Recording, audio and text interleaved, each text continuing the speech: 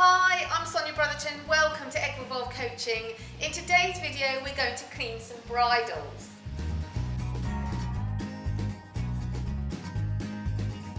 First of all, I've got a nice dirty bridle here that needs clean.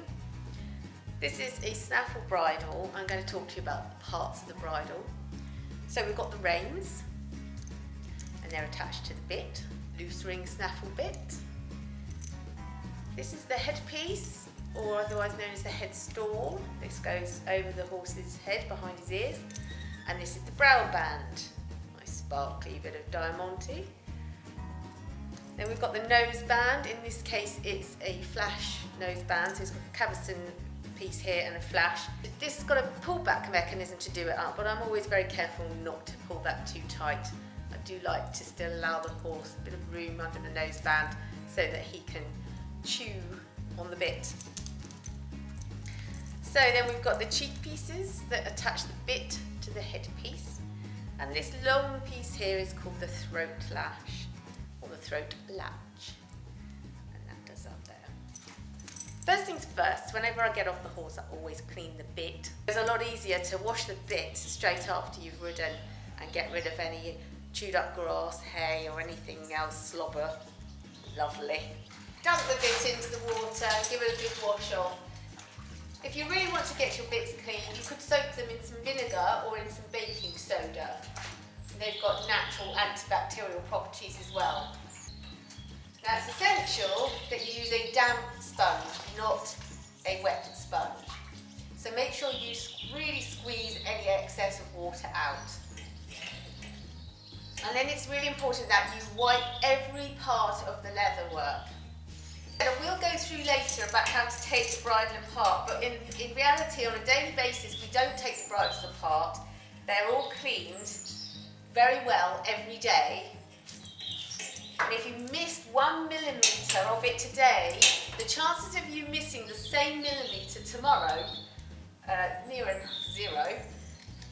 So across the course of the week, the bridle is always going to be really well cleaned. The keepers are the bit that hold any loose bits of leather in a nice neat position. Remove those so I can do underneath both sides of the cheek piece in this case. Both sides of the throat lash. Make sure you're doing the headpiece really well. The back of the brow band, I don't really want to do my diamantes with water. It's mainly the bits that come in contact with the horse because they obviously get greasy and sweaty. So the bit the throat lash does up onto, both sides. Cheek piece on this side. The nose band.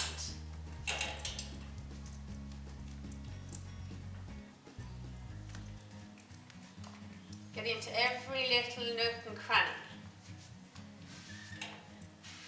And be prepared to get a little bit of elbow grease, as they say, particularly on the back of the nose band. Slightly damper sponge. Now I'll tell you something really, really annoying. If anyone ever takes your soap sponge and puts it in the water bucket, it turns into a big frothy mess. So always keep your soap sponge completely separate from your sponge that you're using to clean the bridle with water. You can get special tap cleaning liquids and potions, but I just use water. So then I've done the flash as well, and that will get particularly dirty around where it does up around the horse's mouth. The reins, again front and back. Particular attention around the buckles because some of the slobber from the horse's mouth goes over these as well. There, so that's cleaned, ready to be soaked. My bridles are cleaned every day and they don't have a build-up of grease on them, but some bridles do get this. So I'm going to find a bit of a mankier specimen for you. So you can take a knife, the back end of a very blunt knife, because we don't want to accidentally cut ourselves, do we? And the idea is that against a hard surface, we'd scrape this off. So I'm going to do that with the blunt side of the knife. I don't want to damage the leather either. I'm wetting the bridle a bit, aiming to clean it anyway, but it just helps soften off the grease, so you can then scrape it with the blunt side of the knife away from you.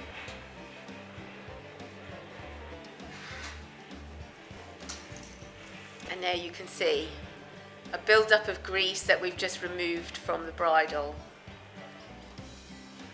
Don't let them get like that in the first place. Now, as I said, you don't want your soap sponge to ever get too wet. Keep your favourite soap sponge away from anybody dunking it into the water bucket. This is a hard block of soap, and you can get tubs of slightly softer stuff, like balsam sort of thing, and you can also get spray. So I'm just smoothing it onto the sponge, spread it evenly across.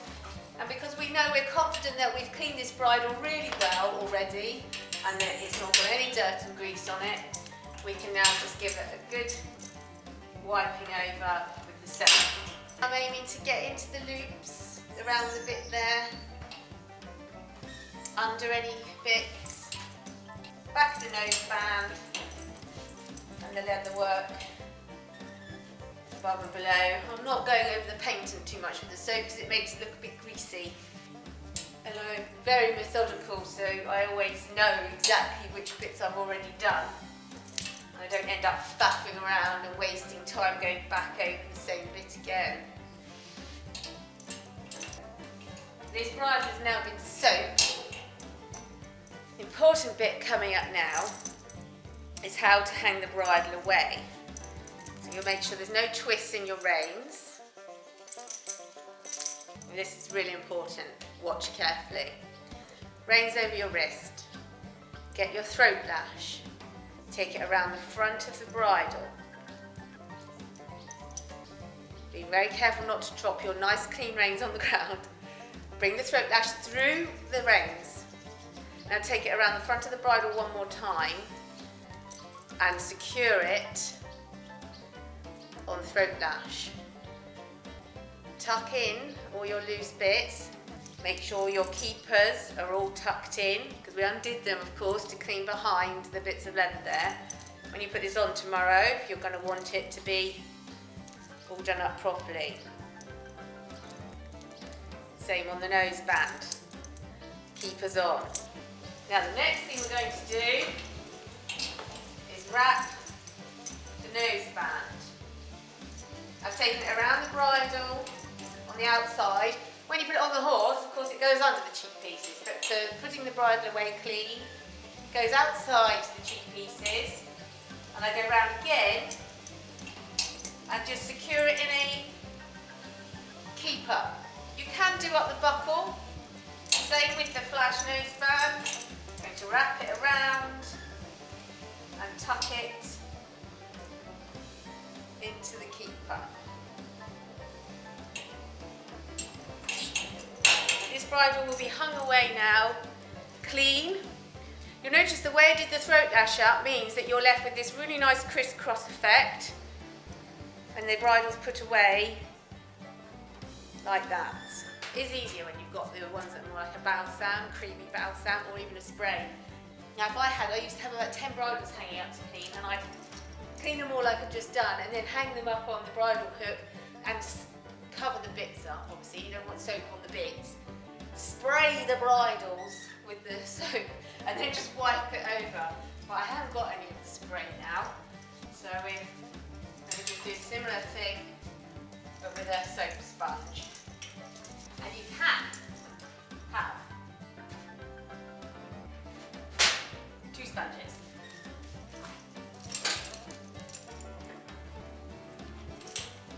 Depending on how many you've got to do and how little time you've got to do it in. It's still better than not done at all. One last thing everyone should have is a leather punch.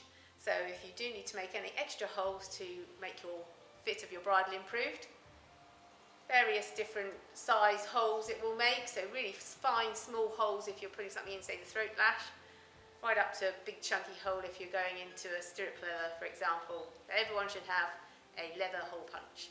Niecefoot oil If your bridle has been left and got a little bit stiff and old looking and needs a bit of softening up and oiling, then this is what I use for that, neat's foot oil. So you can either brush it on, sponge it on, or sometimes lay it in soak if it's got really bad, but that would never happen, would it? Because we now know how to clean our bridles and look after them. I hope you've enjoyed watching today's video. If you did, please hit that like button and subscribe to my YouTube channel. And if you've got any comments, pop them in the box below. I'd love to read them.